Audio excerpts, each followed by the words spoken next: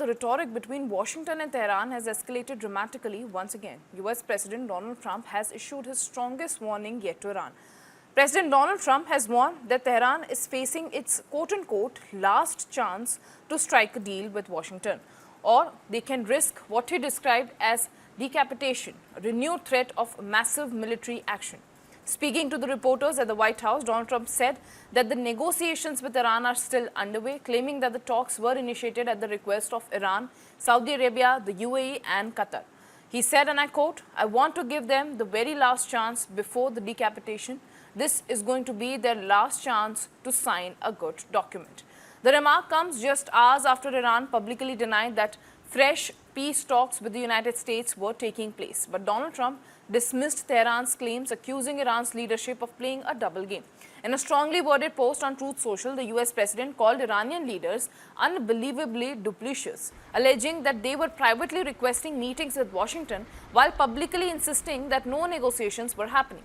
Donald Trump claimed that Iranian officials had repeatedly sought talks with more meetings already scheduled, but continued to tell the world that they were dealing only through Oman. The US president accused Tehran of trying to protect strength at home while quietly searching for a diplomatic exit to the conflict. Donald Trump has also delivered a blunt ultimatum, declaring that nothing would move forward for Iran unless it agreed to a deal or accepted what he called quote-unquote total surrender. The latest exchange underscores the deep mistrust between Washington and Tehran, even as diplomatic efforts continue behind closed doors. With military tensions still simmering across West Asia, Donald Trump's warning has further intensified uncertainty over whether the region is heading towards a negotiated settlement or a fresh escalation. Listen in to what he had to say. We're finished with Iran. You're going to see the prices drop through the floor. But they made too much money. Too much money. Chevron, too much money. ExxonMobil, too much money. When you look at one company where they made 12 times what they made the year before, they're going to give some of that back to the public. And they better cut the retail price, the consumer price. Too much money. You're surprised I'm saying it? I'll say it loud and clear. I'm not happy about it. Meanwhile, Donald Trump's aggressive tariff policy is facing another major legal challenge. A coalition of 25 Democratic-led U.S. states has sued the Donald Trump administration, seeking to block new tariffs imposed on India and 59 other trading partners. The lawsuit, filed in the U.S. Court of International Trade in New York, argues that the tariffs are unlawful and asks the court to suspend their implementation and order refunds of duties already collected. The state claims that the Donald Trump administration is attempting to revise sweeping tariffs that American courts, including the U.S. Supreme Court, have already ruled that the president cannot impose unilaterally. The disputed tariff, which came into effect in July, imposed duties of 10 and 12.5% on imports from 60 trading partners, including India, China, Canada, Japan, Taiwan, Norway, and the European Union.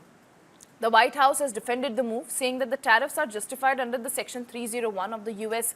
Trade Act of 1974, arguing that the affected countries have failed to prevent goods producing using forced labels from entering global supply chains. India was initially placed in the 12.5% tariff bracket, but its rate was later reduced to 10% after New Delhi tightened rules banning imports made wholly or partly with the forced label. The legal challenge is being led by New York Attorney General Letitia James, who accused the Donald Trump administration of trying to bypass earlier court rulings. She said that the president does not have the constitutional authority to impose sweeping tariffs on countries at will and described the measures as an illegal tax on American families and businesses. The White House has rejected the allegations, insisting that the Section 301 remains a lawful and an effective tool to counter unfair trade practices and protect American workers. The case now sets up another high-stakes legal battle over Donald Trump's trade agenda, with the outcome likely to shape the future U.S. tariff policy. For India, the lawsuit adds fresh uncertainty even as New Delhi and Washington continue negotiations on an interim bilateral trade agreement.